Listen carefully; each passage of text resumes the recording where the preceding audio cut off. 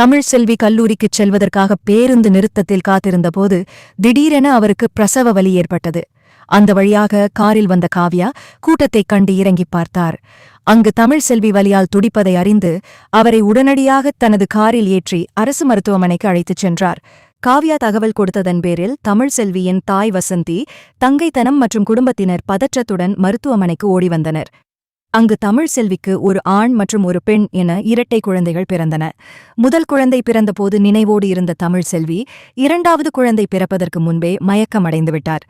இதற்கிடையில் தகவலறிந்து அப்பத்தாவும் கருப்பனும் மருத்துவமனைக்கு வந்தனர்.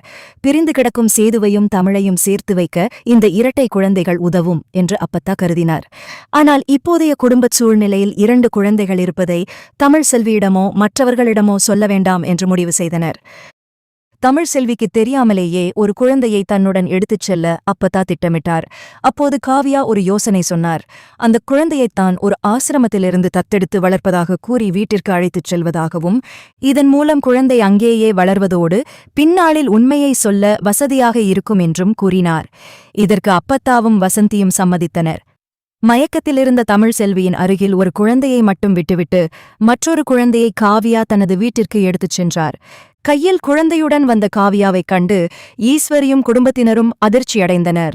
யாரிடமும் சொல்லாமல் ஒரு குழந்தையை தத்தெடுத்து வந்திருப்பதாக காவ்யா கூறியது ஈஸ்வரிக்கு ஆத்திரத்தை ஏற்படுத்தினாலும் காவ்யா தனது முடிவில் உறுதியாக இருந்து குழந்தையை தனது அறைக்கு தூக்கிச் சென்றார்.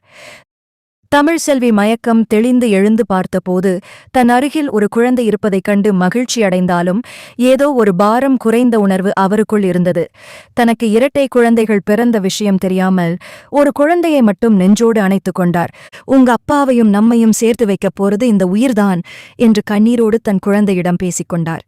அதே சமயம் காவ்யாவின் வீட்டில் பெரும் புயலே வீசியது. ஈஸ்வரி விடாமல் காவ்யாவிடம் சண்டையிட்டார். பெத்த குழந்தைய வளர்க்கறதுக்கே இங்க 1000 பிரச்சனை இருக்கு. இதுல எங்கிருந்தோ வந்த குழந்தைய எதுக்கு கொண்டு வந்த? இப்போதே கொண்டு போய் அந்த ஆசிரமத்திலேயே விட்டுட்டு வா என்று கத்தினார். ஆனால் ராஜங்கம் தலையிட்டு, அவதான் ஆசைப்பட்டு வளர்க்கிறேன்னு சொல்றாள்ல, விடு, ஒரு குழந்தைய வளர்க்கறதுல என்ன குறைஞ்சிட போறோம் என்று காவ்யாவிற்கு ஆதரவாக பேசினார். காவ்யா ரகசியமாக அந்த குழந்தையை தன் மார்போடு அணைத்துக் கொண்டார். தன் தோழி தமிழின் குழந்தை தன் வீட்டிலேயே தன் கண் முன்னாலேயே வளரப்போவதை நினைத்து அவருக்கு ஒருபுறம் ஆறுதலாக இருந்தது. ஆனால் என்றாவது ஒரு நாள் உண்மை தெரிய வரும்போது ஈஸ்வரி எப்படி நடந்து கொள்வாரோ என்கிற பயமும் அவரிடமிருந்தது. மருத்துவமனையில் டிஸ்சார்ஜ் ஆகி தமிழ்செல்வி தன் தாய் வீட்டிற்குச் சென்றார். அங்கு வசந்திக்கும் அப்பத்தாவிற்கும் மனதுக்குள் பெரும் குற்ற உணர்ச்சி இருந்தது. தன் மகளிடமே உண்மையைச் சொல்ல முடியாமல் அவர்கள் தவித்தனர். ஆனாலும் காவ்யாவின் வீட்டில் வளரும் அந்த குழந்தையும் தமிழின் கையில் இருக்கும் இந்த குழந்தையும் தான் என்றாவது ஒரு நாள் சேதுவையும் தமிழையும் நிரந்தரமாகச் சேர்த்து வைக்கும் என்ற நம்பிக்கையில் அந்த பெரிய ரகசியத்தைச் சுமந்து கொண்டு காலத்தை கடத்தத் தொடங்கினர். நாட்கள் உருண்டோடின. தமிழின் வீட்டில் ஒரு குழந்தையும் காவ்யாவின் வீட்டில் மற்றொரு குழந்தையும் வளர்ந்து வந்தனர். சேது அவ்வப்போது தமிழின் குழந்தையை பார்க்க வந்தாலும் இருவருக்கும் இடையிலான மனக்கசப்பு இன்னும் குறையவில்லை. ஆனால் காவ்யா எடுத்து வந்த குழந்தையை சேதுவிற்கு மிகவும் பிடித்து போனது. அது தன் ரத்தம் என்று தெரியாமலேயே அந்த குழந்தையிடம் ஒரு விவரிக்க முடியாத பாசத்தை சேது காட்டினான்.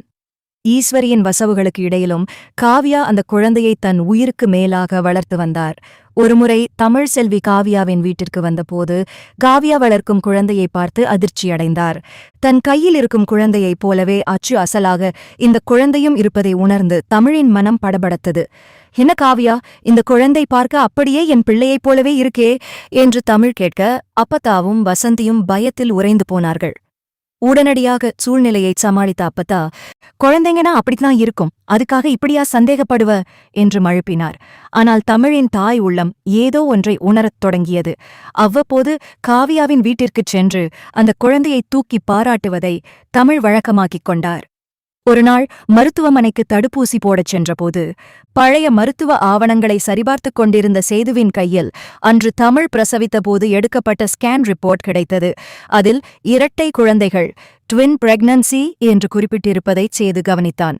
அதிர்ச்சியடைந்த அவன் உண்மையை அறியத் துடித்து நேராக தமிழ்செல்வியிடம் சென்று சண்டையிட்டான்.